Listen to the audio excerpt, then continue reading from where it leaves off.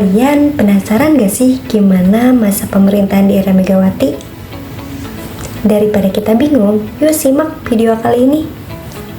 Era Presiden Megawati Soekarno Putri ditandai dengan berakhirnya program reformasi kerjasama dengan IMF pada Desember 2003. Namun, pemerintahan melanjutkan program reformasi ekonomi secara mandiri di bawah kendali pemerintah guna menetapkan stabilitas ekonomi makro, melanjutkan restrukturisasi keuangan, serta meningkatkan investasi, ekspor, dan kesempatan kerja.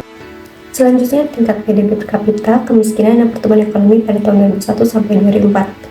Yang pertama itu PDB per kapita. PDB per kapita pada tahun 2001 sampai 2004 mengalami peningkatan, yang semula sebesar 19.920 mengalami peningkatan menjadi 22 juta.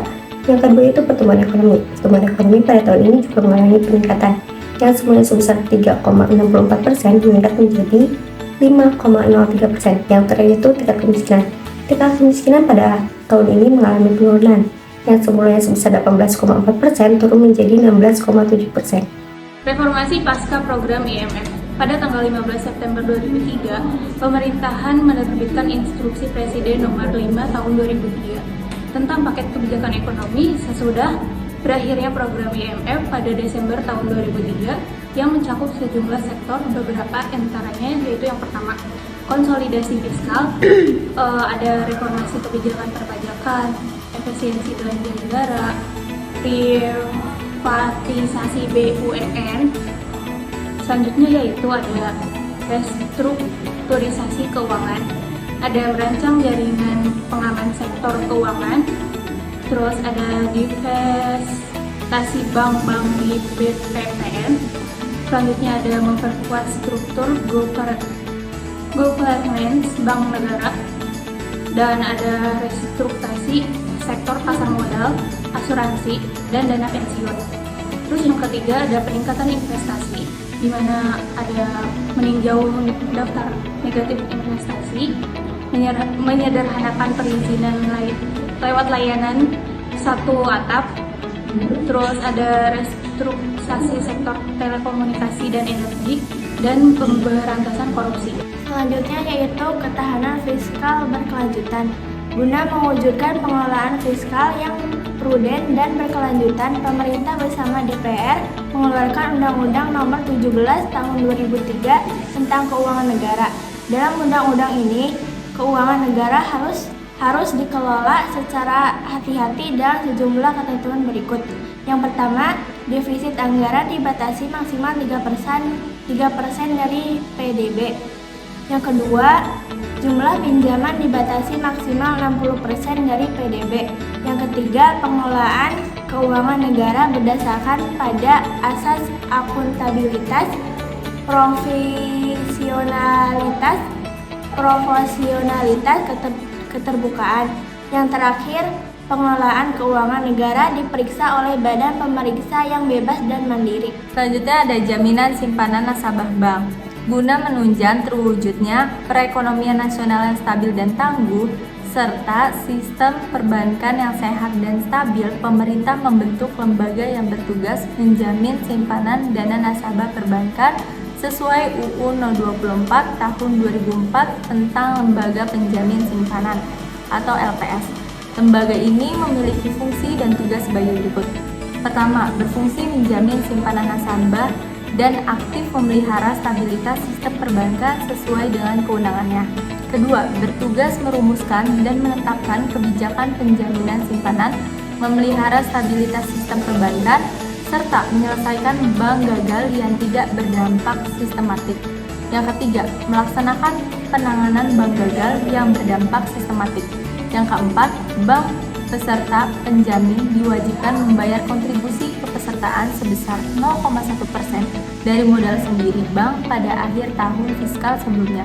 Yang terakhir, nilai simpanan yang dijamin untuk setiap nasabah pada satu bank paling banyak 100 juta.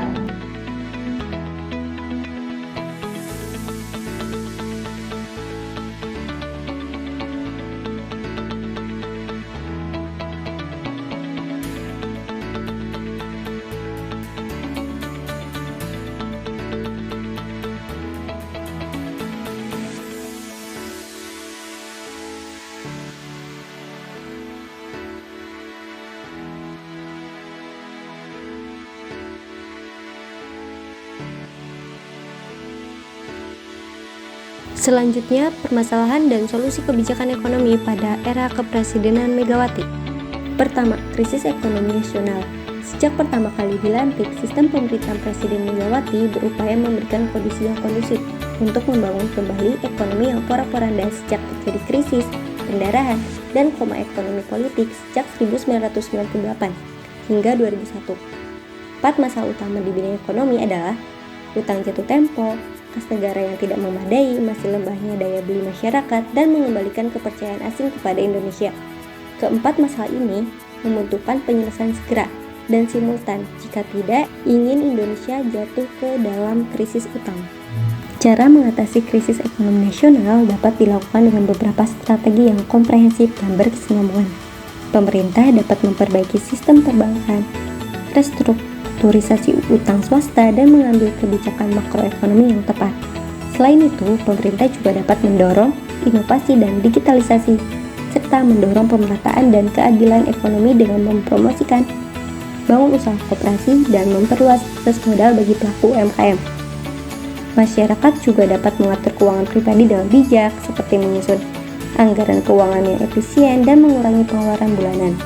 Dengan mengambil langkah-langkah ini, pemerintah dan masyarakat dapat bekerja sama untuk mengatasi krisis ekonomi nasional dan memulihkan stabilitas ekonomi negara. Kedua, munculnya berbagai bentuk ancaman seperti konflik etnis dan agama, serta maraknya separatisme dan terorisme. Pada era kepresidenan Megawati, berbagai bentuk ancaman seperti konflik etnis dan agama, separatisme, serta terorisme muncul karena faktor-faktor kompleks seperti ketidaksetaraan sosial, ketidakpuasan politik, dan ketegangan antar kelompok. Ini bisa disebabkan oleh ketidakseimbangan pembangunan, kurangnya inklusi politik, serta perbedaan ideologi dan keyakinan. Selain itu, faktor eksternal seperti pengaruh global dan geopolitik juga bisa memperkuat ancaman tersebut. Solusi untuk mengurangi munculnya bentuk ancaman seperti konflik etnis dan agama, serta separatisme dan terorisme bisa dilakukan dengan pendekatan yang inklusif seperti memperkuat dialog antar kelompok, menggalang kerjasama antar pemerintah dan masyarakat, serta memperkuat keadilan sosial dan ekonomi untuk semua kelompok. Ini juga memerlukan pendekatan keamanan yang kokoh dan strategi pencegahan yang proaktif. Ketiga, pertumbuhan ekonomi yang lambat. Meskipun ada beberapa tanda pemulihan ekonomi selama masa pemerintahan Megawati, pertumbuhan ekonomi Indonesia masih relatif lambat. Faktor-faktor seperti rendahnya investasi, kurangnya kepastian kebijakan, dan keterbatasan infrastruktur menjadi hambatan dalam meningkatkan pertumbuhan ekonomi secara signifikan. Selain itu, krisis ekonomi global pada masa itu juga dapat mempengaruhi pertumbuhan ekonomi domestik. Faktor-faktor ini secara bersama-sama menghambat pertumbuhan ekonomi, sehingga mengakibatkan pertumbuhan yang kurang optimal selama masa pemerintahan Megawati. Solusi untuk meningkatkan pertumbuhan ekonomi yang lambat pada era Megawati, pemerintah bisa menerapkan kebijakan-kebijakan yang mendukung investasi, inovasi, dan pengembangan infrastruktur. Selain itu, memperbaiki iklim investasi dengan mengurangi birokrasi yang berlebihan dan meningkatkan kepercayaan investor dapat membantu mendorong pertumbuhan ekonomi. Pemerintah juga dapat fokus pada pengembangan sektor-sektor yang berpotensi seperti industri kreatif, pariwisata, dan teknologi informasi. Keempat, meningkatnya pengangguran di Indonesia. Pada era Megawati, tingkat pengangguran di Indonesia naik. Ini dipengaruhi oleh beberapa faktor. Salah satu faktor utama adalah terbatasnya dana yang dimiliki pemerintah, yang disebabkan oleh utang yang sangat besar dan kurangnya bantuan investor. Kondisi ekonomi yang sulit ini membuat pemerintah harus menjual beberapa aset negara untuk mengurangi utang, yang pada gilirannya mempengaruhi infrastruktur yang dibangun. Pembangunan infrastruktur yang terbatas dan beberapa proyek yang dibatalkan seperti Bandara Kertajati, Jembatan Soekarno, dan Jembatan Suramadu juga mempengaruhi tingkat pengangguran yang meningkat dari 6,6% pada tahun 2001 menjadi 7,95% pada tahun 2004. Solusi mengurangi pengangguran di Indonesia dapat dilakukan dengan beberapa cara, seperti meningkatkan keterampilan dan pendidikan tenaga kerja melalui pelatihan bersertifikasi internasional dan program pendidikan yang sesuai dengan kebutuhan pasar kerja. Mengembangkan industri rumah tangga dan sektor ekonomi yang tidak tergantung pada musim atau cuaca. Meningkatkan informasi pasar kerja, memberikan subsidi prakerja, mengatasi pengangguran musiman dan struktural dengan pelatihan dan pendidikan keterampilan, serta mengubah struktur industri, serta meningkatkan kesadaran dan keterlibatan masyarakat dalam mengatasi pengangguran dengan memberikan peluang bagi masyarakat untuk berpartisipasi dalam pengembangan ekonomi dan menciptakan lapangan kerja. Audio Jungle.